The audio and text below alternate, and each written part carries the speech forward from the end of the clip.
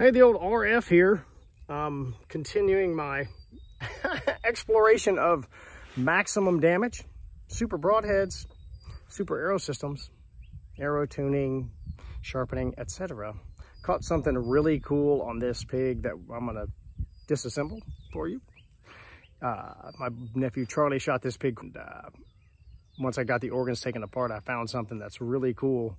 Some damage from, it's pretty incredible for a 2-blade broadhead, so stay tuned. The old Tuffhead, once again, proves that Dr. Ashby might have known something about a super long 1-inch wide broadhead being nasty, especially when they don't bleed and they still only go 70 yards, because sometimes they don't bleed. Hang on.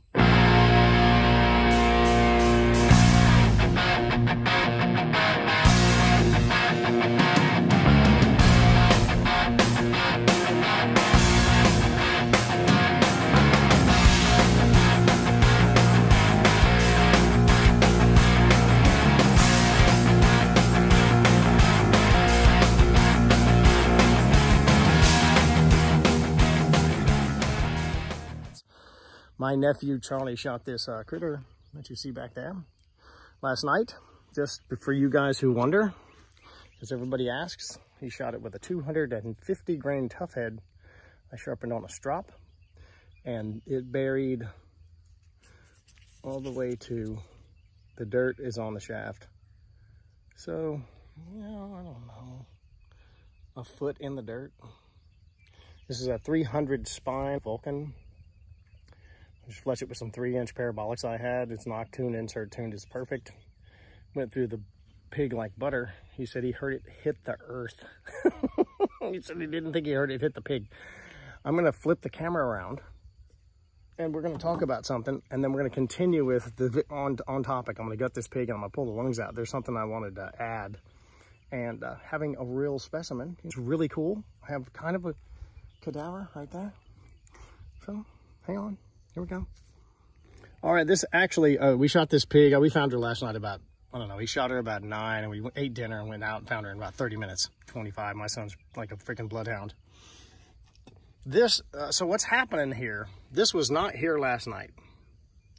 But what that is air being pushed out the hole. The pressure's coming from her guts. I mean, she's tight as a banjo right now because her guts are swelled up. But what it has done is push the air this direction from her lungs, and it's blowing air out the hole. They inhale on a lung hit, and it blows air out the hole and sometimes blows blood out. All right, I've cleaned her up as much as I possibly can. Impact is here, arrows moving forward. This is the diaphragm, and it separates. I haven't cut it out yet. It separates the lungs and the heart are in front of this. Okay, so we've got an impact point. I have a hole in the diaphragm. Okay, I've got a hole in the stomach. Nice gaping open mouth. I got a bigger one. That is nasty. Maybe they rotate a little bit. And then the liver has, look at this right there. And then on the front side, it is absolutely enormous. The hole that's in there, 2 fingers wide. Yeah, that's not the best video ever, but. And then there's the hole in the diaphragm right there. Okay, couldn't pass this up. As I started to extract the organs, look at the liver. I mean, it's through there, and look at this. And then this side is absolutely fantastic. I mean, that is a humongous hole, but look at these tears, just tore apart everything. I was very careful not to ding it with my knife, but it is absolutely nasty. And that is a 2-blade, inch-wide broadhead. Dr. Ashby talked about this as the starburst effect, that as the broadhead winds up on tissues, it starts to pop stuff further away because the tissue's actually winding up and then snapping off, and it expands the wound channel. That's a good thing. If you do not get a blood trail, that kind of damage is pretty sweet. All right, we'll keep going. okay for basic orientation. Longs are not just one continuous sack. When y'all see this, that's me. I accidentally cut it open when I was opening up the sternum. The injury's on the other side of the lung. So we have 2 lobes on this side, front and rear. And then we have 3 lobes on this side. And you can see that the broadhead went through just the rear lobe of that lung. The major damage is to the liver. I don't like liver shots, but you don't have a choice. You shoot them where you shoot them. I just don't encourage you to shoot them in the middle. I'm talking in this video about shooting for the heart and the major vessels in the heart. So this is the trachea. You can see it's coming in right across, guess what? The top of the heart, like I say to shoot. And then you open this up, look at those aortic arch. Those are called arteries.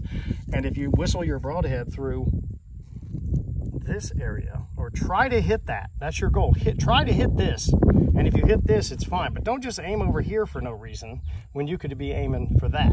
Okay, little arch, got all kind of good stuff going in here. Little atrium's at, hang on, getting sloppy here. This is the main part of the heart, right and left ventricle, and then we have the little atriums right here. But I wanted to show you one thing I talked about. My 2 tubes in the video, they're right here. Look at the size of coming out of the heart, going to the hips. And correspondingly, all this is feeding the front.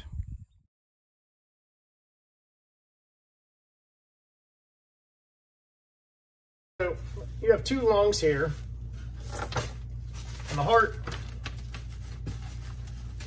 is classically situated on every animal on Earth in the lower 1/3. But the arrow strike should be ideally right through here and across in the heart or across the top, touching these vessels.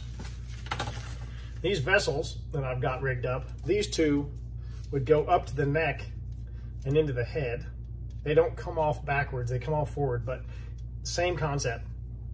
And this would be the artery and the vein going back to the hips on a deer. They come out the middle of the heart and they go right up the spine on every animal on the planet. Right.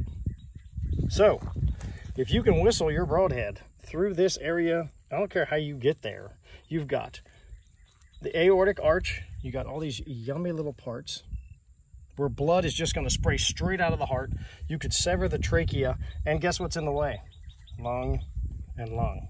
So it's a double lung, massive amount of damage. And this is why you shoot lower 1/3 straight up the leg, because your potential is massive right here. Whereas if you just whistle britches it back here, and if the deer jumps or something, you hit them high, you hit them back, you hit them wherever. Whereas if you aim here and they move around, your potential is incredible and actually up. So if they drop, you're actually going to try to probably whistle through this stuff. Just another reason for that. And so let's continue. Hopefully at some level we can all agree that when you have to, that the penetration through all that meat, skin, and a fat layer impedes the ability of blood to leave the animal. I know you flipper flapper shooters, blah, blah, blah, big holes, etc. Double lung, or you want a complete pass through and as much damage across the animal as possible. Sure, I can't argue that a bigger hole in the side of the animal has greater potential to let the blood out. Trouble is when they go in about 4 inches and bounce off and you barely get in. So if Charlie had been shooting a mechanical broadhead, and if it had average penetration for a what you see on TV, the average clown who says, I'm shooting 80 pounds, I got enough kinetic energy to kill a Cape buffalo, and then you see 20 inches of arrow sticking out. Then it would have hit up there, and it would have gone in to about right here. Okay? Remember, the stomach was fully punctured. That hole across the stomach, if I'm looking at it, it's the way Charlie hit it, 6 inches across the holes. So you got 2 inches of animal the side of the animal. Then it would hit the guts, and it went through the stomach, and then it hit the liver in this case, okay? If you only get 8 or 9 inches of penetration, you're never going to get to the liver. It's another argument that says complete pass-through every time. Animals don't react. Super sharp broadheads. Highest potential is to drive fully through the animal, through anything you can hit. Not stick it in about 6 or 7 inches and pray to God you get away with it. Just saying. If Charlie would have been shooting a broadhead, either a very light arrow that did not penetrate more than 8 or 10 inches, or it doesn't matter what broadhead it is. If he'd have been shooting an untuned arrow, an arrow that didn't fly well, and it went bonk and stopped, we'd have just been sad. Because that, now knowing what we know from gutting the animal, the arrow would have hit the ribs, gone through, it's probably 1.5 inches thick, and then 6 or 7 inches of guts, and barely got to the liver if it penetrated 7 or 8 inches. Now, I don't want any stupid comments that said, well, if it barely penetrated the liver, it probably would have killed it where it hit it. I got that, idiot. The problem is, you're praying.